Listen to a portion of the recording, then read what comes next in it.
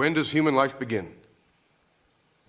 According to NCBI, view that human life begins when sperm and eggs fuse to give rise to a single-cell human zygote whose genetic individuality and uniqueness remain unchanged during normal development is widely supported.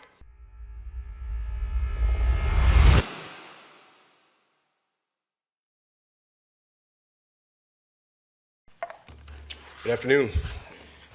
Well, it's a pleasure to be with you. I'm not as sweet as my daughters, so I apologize for that up front, but I am blessed by them. I am the director of an organization called Operation Save America, where I've been 35 years in the front line of the fight to protect preborn children. We have legislative efforts going in 18 different states.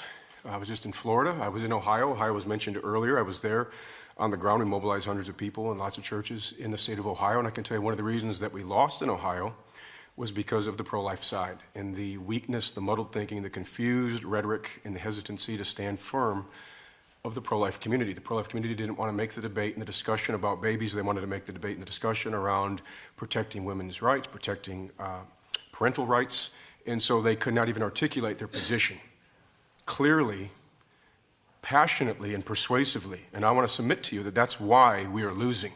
He said that we are countercultural. We're not countercultural. This is a pro-life state. The problem is pro-life leaders lack the moral courage to stand up and passionately defend and persuasively defend that position. We are in a cultural war, and we're not going to win unless we're willing to fight and display backbone. We were told by political pundits and campaign advisors that Donald Trump could never win using and employing the sort of rhetoric that he did. But not only did he win, he shattered records and got more votes than any Republican in history. Why? Not because he's extremely articulate, not because of his noble character, which I think we all would question, but because he simply had backbone and stood, and when he got punched, he punched back. And so what this is about, this is the Republican Party getting punched and wilting rather than standing. What this is about is not trying to find common ground or reasonable solutions to the abortion debate. This is Robin Vos bullying and pressuring his caucus to distance themselves from the pro-life position. And shame on you Republican leaders that are capitulating to that. I've been a Republican for 25 years. I've knocked doors for many Republicans in this state, and I am appalled at the cowardice of my party. I am appalled that leaders in my party are saying we need to distance ourselves from the pro-life issue and not defend and protect these helpless little ones and put forth legislation like 14-week bans as though that's reasonable.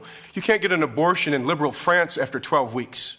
Your idea of a reasonable policy, pro-life policy, would be considered liberal in liberal France. We are losing on this issue. Yeah, Tim Michaels lost. Dan Kelly lost. It hurt. They didn't lose, though, because people in Wisconsin want abortion, though there are many who do. They lost because they never articulated the issue.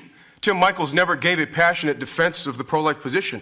Dan Kelly never gave a passionate defense of the pro-life position. And here today, I've scarcely heard a passionate defense of the pro-life position.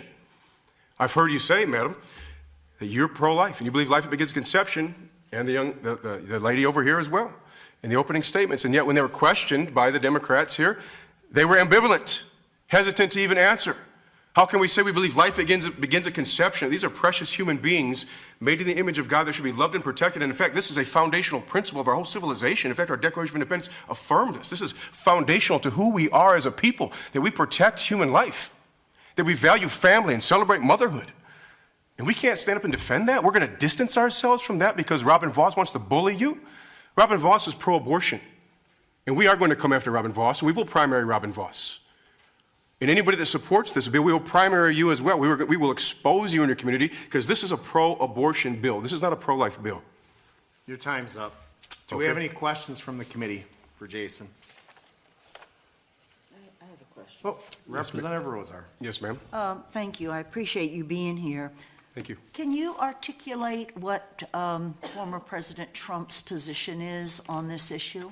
Yeah, he's shown weakness.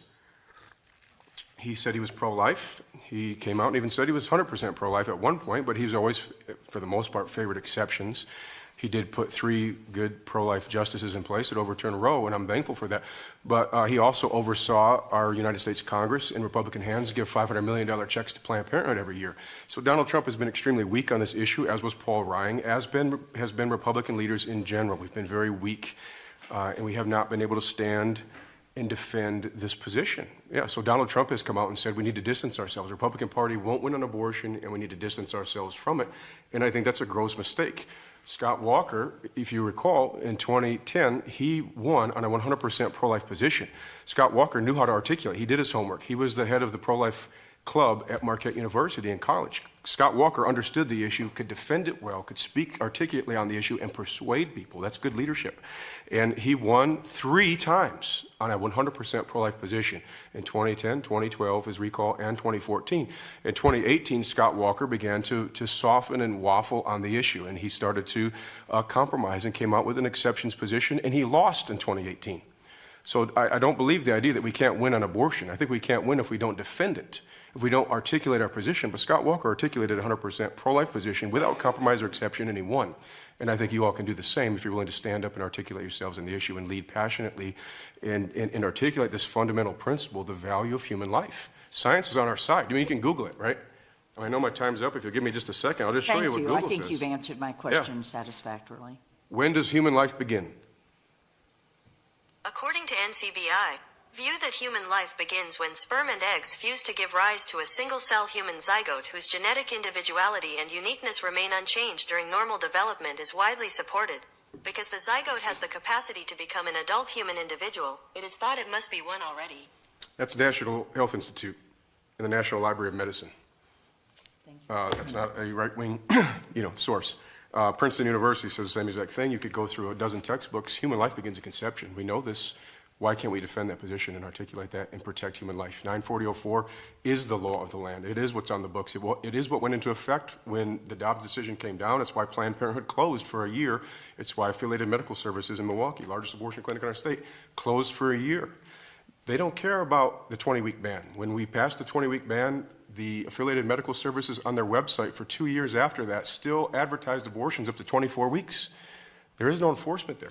20-week abortion ban doesn't cut it. There's no difference between that. You seem to be quite knowledgeable. Can you refresh my memory on who the governor was when the 20-week ban Scott was Walker. passed? Yeah, it's Governor Scott Walker, yeah. And they did that because they said that that's the best we can do because the Supreme Court will not allow us to impede a woman's right to an abortion. So the thinking was we have to pass legislation that will get past the courts, and the courts will not allow us to pass anything that substantively impacts Roe. And I think that was wrong thinking. I think this state should have done what we did back in 1850 when we defied the Fugitive Slave Act and protected Joshua Glover. We have a monument in downtown Milwaukee about it, right? We defied bad federal law, protected the rights of a runaway slave here, and protected his rights. We should have done the same thing pre-Roe. But now we're in a position we don't even have to do that. The Dobbs decision has come down. We don't have to pass a 20-week or 14-week ban. Roe has been affirmed that abortion was never a right. We shouldn't be putting people's rights on the ballot. My rights are not up to a vote of the people. Your rights aren't up to the vote of the people.